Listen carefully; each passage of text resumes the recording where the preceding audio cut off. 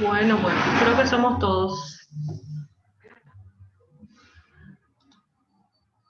Chicos, silencien sus micrófonos, por favor. Y si pueden ir poniendo en el chat los que están presentes, genial. Bueno. La clase anterior, si mal no recuerdo, nos habíamos quedado, mejor dicho, en la parte del funcionamiento de la nefrona, ¿verdad? Pero vamos a rememorar un poquitito de lo que estuvimos hablando en la clase anterior, ¿verdad? Estábamos hablando de la diabetes, ¿verdad? Que era prácticamente un trastorno metabólico de los azúcares. ¿Estamos de acuerdo hasta ahí? Genial. Entonces, hablamos de la diabetes, ¿verdad? Teníamos diferentes tipos dependiendo justamente de la causa, del por qué esa diabetes. Hablábamos de la diabetes insípida, que era justamente un trastorno metabólico, pero hídrico, ¿verdad? Por alteración del sistema neurohipofisario, por síntesis y secreción insuficiente de la hormona antidiurética, ¿verdad? Acuérdense que al tener obviamente una deficiencia en la hormona antidiurética va a repercutir, mejor dicho, en una nula o poquísima reabsorción del agua, ¿verdad? Por ende va a aumentar justamente las pérdidas a través de la orina. Y va a haber una deficiencia en la reabsorción tubular de agua. Hablábamos también de la diabetes mellitus sacarino-pancreática o sacarina pancreática, que era también un trastorno metabólico, ¿verdad? Pero en este caso era crónico, ¿verdad? De los carbohidratos. También de las grasas y proteínas por una deficiencia en la síntesis y secreción de insulina, traduciéndose en lo que sería la hiperglucemia. Prácticamente ahí teníamos una pérdida de las células para oxidar los carbohidratos por deficiencia específicamente de la insulina de las células beta de los islotes de Langerhans, ¿verdad? Después teníamos también la diabetes mellitus no cetónica, que era prácticamente una deficiencia absoluta o relativa de la insulina que se traducía prácticamente en una menor utilización de la glucosa, de los aminoácidos y de los ácidos grasos, ¿verdad? Bueno, y habíamos hablado justamente dónde era que ocurrían los procesos de reabsorción y demás cosas del agua, entre otras sustancias, ¿verdad? Y rememoramos un poquitito lo que era la nefrona, ¿verdad? Teníamos prácticamente una estructura tubular, ¿verdad? Junto con unos túbulos contorneados, ¿verdad? Teníamos justamente el glomérulo que se encontraba alrededor de la cápsula de Bowman, que era justamente una estructura tubular rodeada también de varios vasos sanguíneos que justamente de allí se retiraban los elementos para poder filtrar, ¿verdad? A través de los diferentes túbulos que teníamos, ¿verdad? Teníamos el túbulo contorneado proximal, ¿verdad? Teníamos el asa de Henle, el descendente y el ascendente, teníamos el túbulo contorneado distal y el túbulo colector, ¿verdad? Dependiendo obviamente del tipo de sustancia, ¿verdad? Se podían reabsorber, se podían filtrar, se podían secretar o excretar, ¿verdad? En diferentes porciones de esta estructura, ¿verdad? Y justamente pueden ver de este lado las diferentes acciones que se pueden realizar a nivel de estos túbulos. Teníamos filtración, ¿verdad? Que pueden ver la flechita filtración ocurre a este nivel, reabsorción ocurre a nivel del túbulo proximal, el asa de Henle descendente, el ascendente, así como también túbulo distal y el túbulo colector, y la secreción, ¿verdad? Ocurre también a nivel del túbulo proximal, túbulo distal y también a nivel del túbulo colector, ¿verdad? Y prácticamente en esas secciones era que tomaba, digamos, una actividad la hormona antidiurética que servía justamente para reabsorber el agua. Habíamos dicho que prácticamente 7/8 se reabsorbía obligatoriamente y 1/8 dependía de la absorción de agua mediante la hormona antidiurética. Bueno, aquí podemos ver un capilar, ¿verdad? A nivel del túbulo contorneado proximal, ¿verdad? Y podemos ver justamente acá los diferentes tipos de estructuras, mejor dicho, pero los diferentes tipos de elementos que se pueden reabsorber o no, ¿verdad? Tenemos, por ejemplo, sodio, ¿verdad? potasio, ¿verdad? En este caso sodio se excreta, potasio se absorbe, ¿verdad? Glucosa, aminoácidos, agua, dijimos, ¿verdad? Que se reabsorbía obligatoriamente, pero también una parte era gracias a la hormona antidiurética, ¿verdad? Por diferentes mecanismos, ¿verdad? Pero prácticamente eso ya sería recordar un poquitito lo que sería la parte de biofísica. En esta parte no nos interesa tanto todavía esa parte. Entonces, continuando un poco, ¿verdad? Me habla de un centro de saciedad. Sí, ¿verdad? Prácticamente a nivel cerebral tenemos diferentes lugares o diferentes oficinas, podemos llamarlo de manera didáctica, que cada una se encarga de diferentes funciones. Tenemos un centro que se denomina centro de la saciedad, o prácticamente lo que le da la orden a mi organismo para dejar de comer, que está localizado en ¿dónde? En la región ventromedial, o sea, hacia nivel ventral y hacia el centro del hipotálamo. En condiciones normales me dice que es el responsable del control de la cantidad de alimento consumido por el animal. Ya lo dice su nombre, ¿verdad? Controlar la saciedad, o cuando ya no necesito comer más, cuando estoy satisfecho. Bueno, ¿qué pasa aquí? Me dice que la cantidad de glucosa plasmática que penetra en las células de esta región cerebral controla directamente el deseo de comer. O sea, aparte, obviamente, de que el centro de saciedad, el centro de saciedad se encarga de permitir de cierta forma decirnos cuándo ya estamos satisfechos, pero ¿quién se encarga en realidad de dar esa orden? Justamente la glucosa. La glucosa es la que debe entrar dentro de las células a nivel justamente del centro de la saciedad, y es esta quien va a pautar cuánto se desea comer. Me dice que mientras más glucosa ingresa a estas células, menor se sentirán las ganas de comer. ¿Por qué? Porque justamente ya estoy teniendo esa energía extra que yo necesito. O sea, biológicamente nuestro cuerpo, ¿para qué come? Justamente para adquirir energía y tenerlo también como productos de reserva. Entonces, cuando ya se satisface esa necesidad, ¿verdad? Entonces, prácticamente ahí dejamos de comer, ocurre la saciedad, ¿verdad? No tiene que ver tanto con el nivel, digamos, anatómico del estómago, ¿verdad? Porque el estómago es un músculo también bastante flexible, o sea, puede llegar a aumentar su tamaño, ¿verdad? Entonces, de ese lado no repercute tanto, repercute más en cuanto al centro de saciedad, ¿verdad? ¿Mediante quién? Comemos, por ende, al comer aumenta el nivel de glucosa en sangre, ¿verdad? Y esta glucosa entonces va a ingresar en las células ventromediales del hipotálamo, y ahí prácticamente se va a activar lo que sería el centro de la saciedad, permitiendo, ¿verdad?, que el animal o la persona deje de comer. ¿Dónde se encuentra esta zona? Aquí, hipotálamo ventromedial. Menciona lo del centro de la saciedad, como les dije, ahora tenemos diferentes tipos de oficinas, entre comillas. Tenemos otro importante en el hipotálamo lateral, ¿verdad?, que se encuentra a los lados.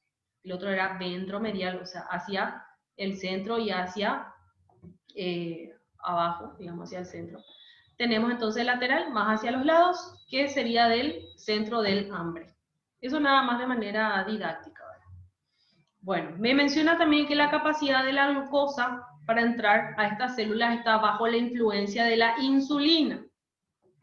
En la diabetes mellitus es de M, con falta relativa o absoluta de insulina, la glucosa no ingresa en estas células, no se inhibe el centro de saciedad y el individuo presenta polifagia a pesar de la presencia de hiperglucemia. O sea, recuerden, nosotros consumimos los alimentos, ya sea carbohidratos, grasas, proteínas, entre otros, ¿verdad? Tienen diferentes formas de degradación que me pueden dar lugar a glucosa, y justamente esta glucosa tiene que descender hasta niveles normales, ¿verdad?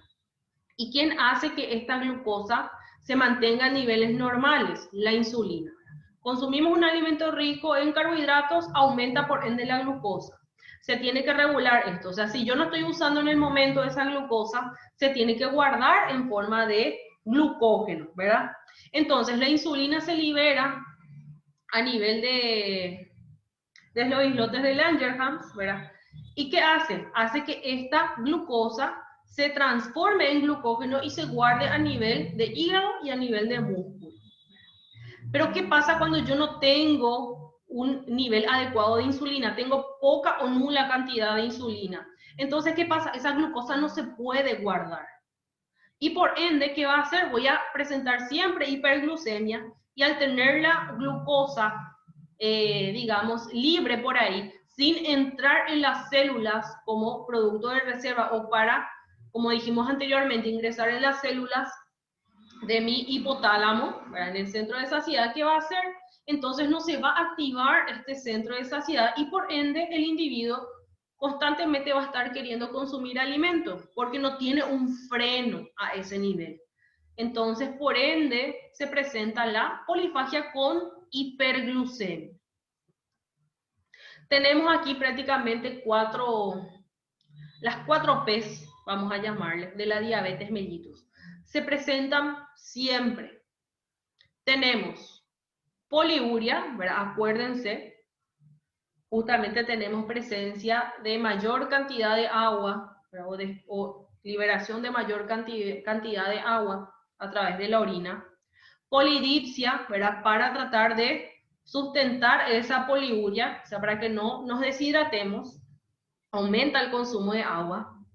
Polifagia, cuando mencionamos que no hay un freno en el centro de saciedad, y va a haber una pérdida de peso. ¿Por qué? Porque la glucosa se va a encontrar en orina, va a haber glucosuria, acuérdense, y es una pérdida calórica. Entonces, por eso, a pesar de que haya polifagia, voy a tener una pérdida de peso porque estoy teniendo una pérdida calórica, eliminando esa glucosa en exceso que estoy teniendo. Entonces, por favor, no se olviden de las 4 P's. Pérdida de peso, poliuria, polidipsia y polifagia está prácticamente relacionado con lo que sería la diabetes mellitus. Bueno, Doctora, antes de pasar, hay dime, compañeros que quieren ingresar. te juro que no me sale a mí. Espera, que voy a mirar a otro lado.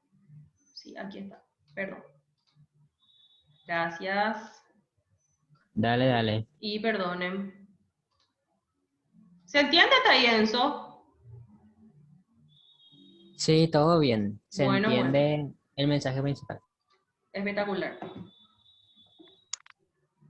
Bueno, creo que ya le acepté a todito lo que faltaba. Perdón, chicos, no me salía. Ahora ya vi. Bueno, hablamos entonces de las diabetes, ¿verdad? Teníamos diferentes tipos dependiendo de el origen, vamos a decir. La insípida, la diabetes mellitus sacarina pancreática y teníamos la diabetes mellitus no cetónica. Bueno, esta diabetes se puede complicar. Sí, se puede complicar mucho más, ¿verdad? Otra vez a pesar de ese cuadro. Vamos a ver cuáles son. Una de ellas sería la cetoacidosis. No sé si ya llegaron a escuchar. Es la cetoacidosis, así de manera didáctica podemos decir que es, o que ocurre, mejor dicho, cuando el organismo me produce niveles altísimos de cetonas. Ceto viene de cetonas. Y prácticamente esto ocurre cuando el cuerpo no puede producir suficiente insulina. Y ustedes saben bien que prácticamente esta es crucial como fuente de energía para los músculos y tejidos. Hablo específicamente de la parte de glucosa, ¿verdad? Y prácticamente el cuerpo, ¿qué hace? Empieza a descomponer grasa para obtener esa energía que necesita.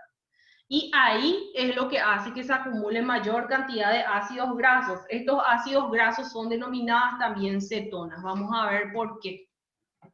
Aquí me menciona que algunos gatos y perros con diabetes pueden pasar desapercibidos y en caso de no ser tratados adecuadamente pueden ocasionar otro trastorno metabólico que se conoce como acidosis o cetoacidosis. Dependiendo de la literatura pueden encontrar uno y otro. La deficiencia insulínica es esencial para el inicio de la lipólisis. ¿Y qué es la lipólisis? La lipólisis prácticamente es, así en términos sencillos, descomponer la grasa. Acuérdense, lisis es destrucción, catálisis de algo y lipo viene de grasa. Es prácticamente un proceso catabólico, ¿verdad? Como mencionamos, que permite prácticamente la movilización de los lípidos de reserva a nivel prácticamente del tejido adiposo hacia los tejidos periféricos. ¿Para qué? Para prácticamente cubrir las necesidades energéticas que se tienen. Mediante esto prácticamente los triglicéridos que van a pasar se van a hidrolizar, que es un proceso químico también, liberando ¿qué cosa? Ácidos grasos y glicerol, ¿verdad? Eso prácticamente sería la lipólisis. Me queda entonces lipólisis, ¿verdad? En donde dice, los ácidos grasos no esterificados liberados a partir del tejido adiposo son usados a nivel extrahepático como combustibles oxidativos, que es prácticamente lo que ya les mencioné. Vuelvo a repetir. La cetoacidosis es una complicación de la diabetes, o sea, cuando no se trata desde el ya, se pueden presentar ciertas complicaciones. Entonces, la cetoacidosis es cuando prácticamente el cuerpo produce gran cantidad de cuerpos cetónicos o de cetonas, mejor dicho. O sea, ¿qué pasa? Yo necesito una fuente de energía, ¿verdad? Pero ¿qué pasa? No lo puedo obtener a través de la glucosa y tengo que producirla de otra forma. Y en este caso, ¿mediante quién? Mediante las grasas, mediante los triglicéridos. Y el organismo entonces empieza a descomponer esas grasas para obtener esa energía y del resultado de eso se forman las cetonas. Acá, por ejemplo, me dice la cetoacidosis diabética, ¿verdad? Sin o con muy poca insulina. ¿Qué hace? Eso me olvidé mencionar, que la lipólisis prácticamente es estimulada por glucagón. También se puede estimular por la epinefrina, por norepinefrina, también por el cortisol y por la hormona del crecimiento. ¿Y la insulina qué hace? La insulina me va a disminuir la lipólisis o la destrucción de las grasas, ¿verdad? Entonces, cuando tengo poca insulina, ¿qué hace? ¿Verdad? Se incrementa obviamente el glucagón porque sabemos que la insulina es un freno para la producción o digamos el exceso de azúcares. Cuando consumo gran cantidad de azúcares aumenta la glucosa, por ende tiene que actuar la insulina para regular eso. Entonces, tengo un incremento en este caso del glucagón. El glucagón se puede activar los tejidos adiposos, en este caso mejor dicho las células adiposas, ¿verdad? Ocurre una lipólisis o una destrucción de este tejido adiposo y se transforman ácidos grasos y glicerol, ¿verdad? Estos ácidos grasos, así como también el glucagón, se pueden llegar a convertir en cuerpos cetónicos. ¿Mediante quién? Ahí actúa también lo que sería el ciclo de Krebs, que no sé si ya llegaron a revisar un poquitito, ¿verdad? Mediante glucogenólisis, gluconeogénesis y lo que me interesa ahora, la cetogénesis. ¿Eso qué va a hacer? Justamente me va a incrementar la producción de los cuerpos cetónicos y también la glucosa. Bueno, estábamos hablando de el hígado. Me dice que en este órgano, por acción de la insulina, los ácidos grasos son resintetizados en triglicéridos. O sea, las grasas, ¿verdad? Para que se puedan guardar, digamos, tienen que convertirse a lo que serían triglicéridos. ¿Y qué va a pasar? Dice, pero en la situación inversa, estas son convertidas en acetilcoenzima A.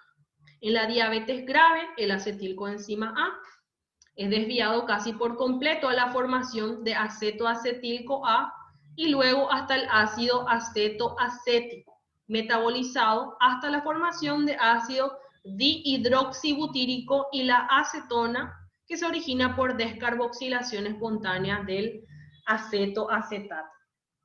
Vuelvo a hablar un poquitito en castellano. Bueno, estamos hablando justamente de la lipólisis, específicamente cómo se llegan a formar, digamos, estos ácidos grasos.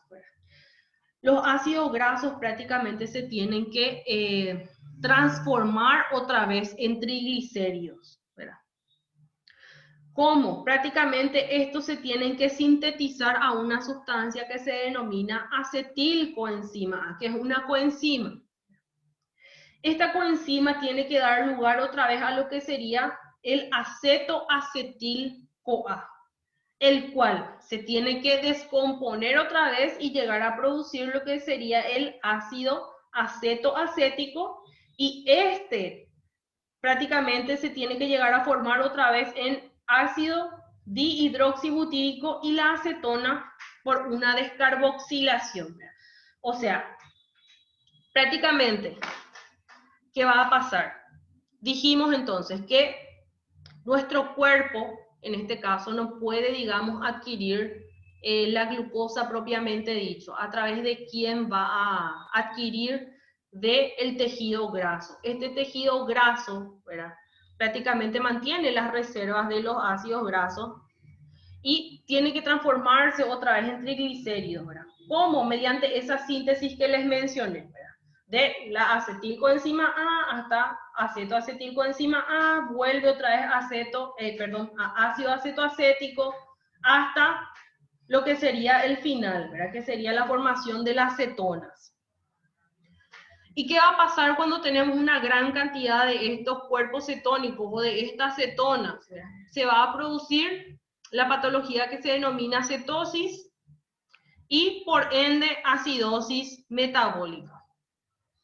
Bueno, aquí están más o menos esquematizados la formación de los cuerpos cetónicos. Prácticamente se tiene que, dijimos, desdoblar los triglicéridos a lo que sería el acetoacetilcoenzima A. ¿Mediante quién? 2-acetilcoenzima A, mediante una enzima denominada tiolasa, me transforma a la acetoacetilcoenzima A.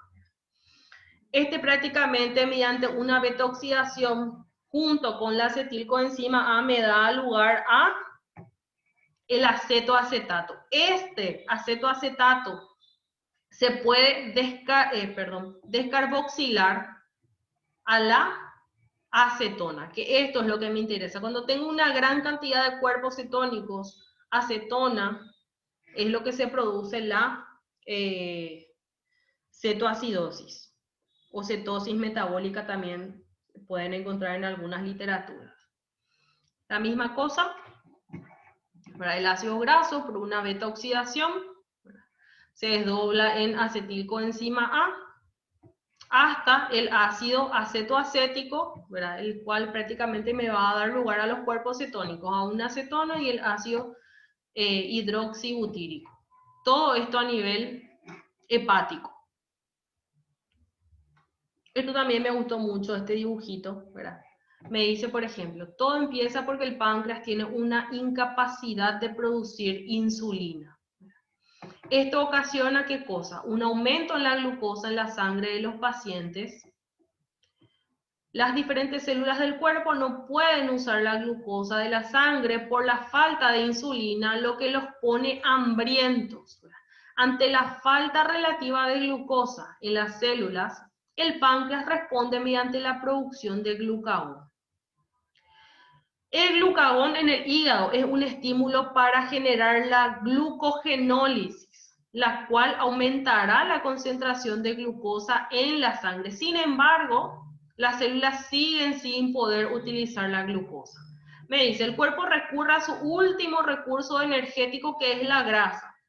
Esta va a liberar ácidos grasos a la sangre. Llega un punto en el que el glucógeno se agota, pero las células siguen pidiendo glucosa.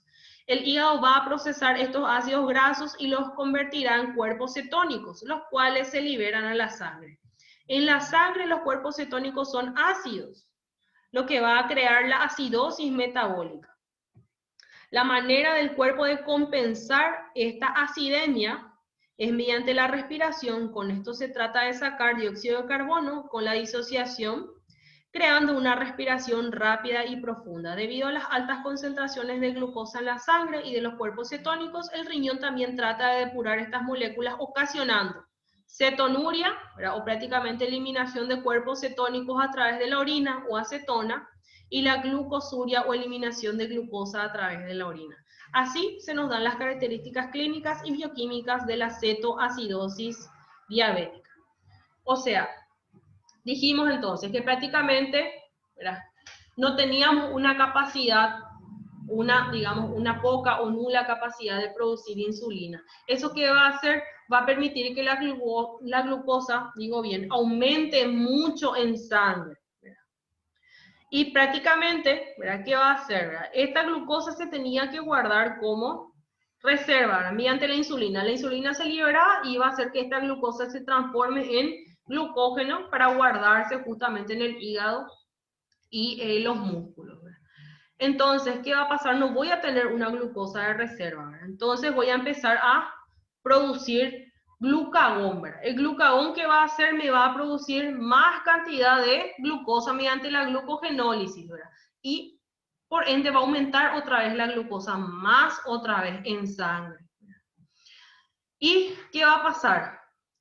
El cuerpo va a empezar a utilizar justamente su última reserva energética que tiene, que son justamente las reservas grasas. Estas grasas, ¿verdad? Se pueden llegar a desdoblar para dar lugar justamente a un producto similar a los azúcares, o sea, que sirve como fuente de energía, que en este caso serían justamente los cuerpos cetónicos. Entonces, estos ácidos grasos se van a convertir en los cuerpos cetónicos, ¿verdad? ¿Y qué va a pasar? Justamente vamos a tener una gran cantidad de ¿qué cosas? Dos cosas ya tenemos mal ahí. Un aumento de la glucosa en sangre y un aumento de los cuerpos cetónicos. Y se va a traducir esto en cetonuria o eliminación de cuerpos cetónicos en orina y glucosuria o un aumento de glucosa en orina.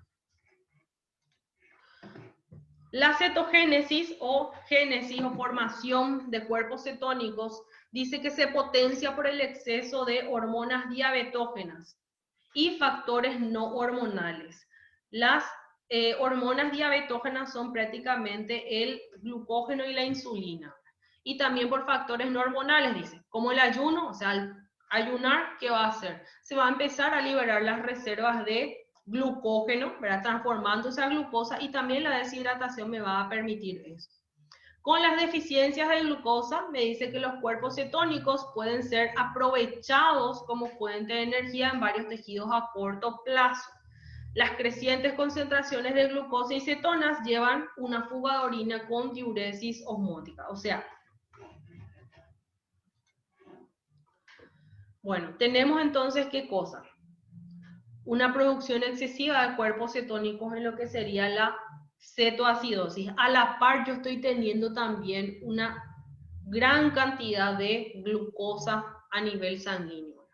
Y eso se va a traducir justamente en una eliminación de esos excesos mediante la eliminación de glucosa por orina y la eliminación de cuerpos cetónicos por la orina. Y eso es lo que se denomina diuresis osmótica. Acuérdense que justamente la glucosa funcionaba como un llamador o un atraedor de lo que sería el agua. Asimismo, dice, la naturaleza aniónica de las cetonas y del pH ácido estimula la excreción de sodio y potasio, facilitando la pérdida urinaria de líquido y sal, originando lo que sería la deshidratación.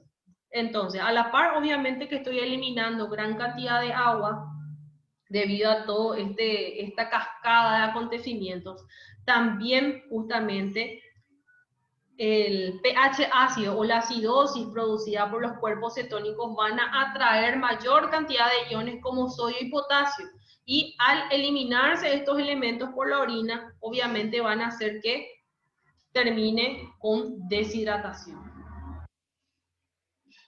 Esto ya les estuve explicando un poquitito anteriormente.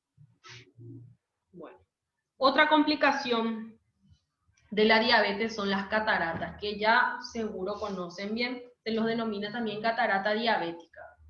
Se presenta como consecuencia de alteración osmótica en el cristalino, en donde la glucosa incrementada es convertida a ácido láctico, pero con niveles elevados de glucosa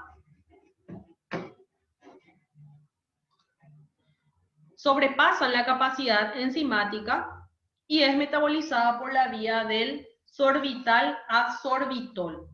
Bueno, en el ojo nosotros tenemos el humor vítreo y humor acuoso. Son líquidos que se tienen dentro de las cámaras. Cámara anterior y cámara posterior también se le dice, ¿verdad? Entonces, en las cataratas, ¿qué va a pasar? ¿Verdad? Tengo una alteración en lo que sería el movimiento de estos líquidos. Cuando tengo la glucosa alta, ¿verdad? Esta glucosa se transforma en ácido láctico también, ¿verdad? O cuando tengo muchísima cantidad de glucosa, ¿qué va a pasar? Va a sobrepasar la capacidad de mi organismo para poder, digamos, metabolizarla. Y prácticamente en este caso se va a metabolizar por otra vía, que sería la del sorbital al sorbitol. El sorbitol es prácticamente un polialcohol, pero de azúcar, ¿verdad? Que se obtiene prácticamente por hidrogenación de la glucosa y también mediante la fructosa, ¿verdad? Que estos tienen un efecto hidrofílico, o sea, les gusta el agua, llama el agua. Entonces va a hacer ¿qué cosa? Que ingrese mayor cantidad de agua a estas cámaras, ¿verdad? Ocasionando ¿qué cosa? Una tumefacción o una gran cantidad, o un edema, vamos a decir, a nivel del ojo, y ruptura del cristalino, y consecuentemente se van a desarrollar lo que serían las cataratas. Aquí tenemos, por ejemplo, dice el ojo normal, ojo con catarata, ¿verdad? Cómo se puede ver la opacidad del cristalino. Y aquí están los líquidos que les mencioné, ¿verdad? Teníamos prácticamente el humor vítreo, que es el que se encuentra aquí por detrás del ojo, y tenemos prácticamente el humor acuoso, ¿verdad? Que se tiene entre la cámara anterior y la cámara posterior. Y prácticamente mediante justamente lo que mencionamos, las sustancias, el sorbitol, ¿verdad? Junto con la fructosa, es como que llaman más cantidad de agua porque son hidrofílicos. Hidro, agua, filia, ¿verdad? Que fascinación o predilección por algo. Entonces, ese exceso de agua a nivel de estas cámaras va a hacer que se rompan, ¿verdad? Los ligamentos y por ende se va a producir opacidad. Bueno, aquí por ejemplo tenemos también, como se puede ver, la catarata diabética. Acá se denomina copo de nieve por la forma que tiene, pero puede haber diferentes presentaciones, ¿verdad? Puede no ser tan opaca, ¿verdad? Y en otros sí. Y aquí tenemos entonces, tenemos un exceso de glucosa, ¿verdad? En el cual dijimos que no se puede convertir al ácido láctico y toma otra vía, que sería justamente la transformación de la glucosa al sorbitol, ¿verdad? Y ahí, ¿qué va a pasar? El sorbitol, al ser un llamador del agua, me va a producir una sobrehidratación de esas cámaras. Y eso es lo que me va a ocasionar la opacidad del cristalino. Tenemos otros problemitas a nivel ocular, denominado retinopatía diabética, ¿verdad? Que se da por isquemia retinal, o sea, hay un poco o nulo nivel de sangre o irrigación a nivel de la retina. Y esto se va a traducir, dice, en un aumento de la viscosidad del humor vítreo, ¿verdad? Que era lo que se encontraba en esta zona. Va a haber también una aglomeración y agregación de los eritrocitos, o sea, van a empezar a encimarse unos sobre otros, ¿verdad? A nivel de los capilares, acompañando ¿qué cosa? De aumento del fibrinógeno y reducción de la fibrinólisis. O sea, estos se van a llegar a consolidar, ¿verdad? Aparte que se aglomeran los eritrocitos, ¿verdad? Van a empezar a proliferar fibras colágenas, ¿verdad? Y van a producir digamos, un endurecimiento de esa zona. También existen las neuropatías diabéticas, ¿verdad? Tenemos de dos tipos. Tenemos la vascular, que es por isquemia arteriolar, o sea, tenemos un bajo nivel de irrigación a nivel de las arteriolas. Y la metabólica, ¿verdad? Tenemos una acumulación de sorbitol que dijimos que era prácticamente un camino para llegar a desdoblar la glucosa, con la correspondiente disminución en el contenido del monosorbitol a nivel de las células de Schwann y los axones. Tenemos, por ejemplo,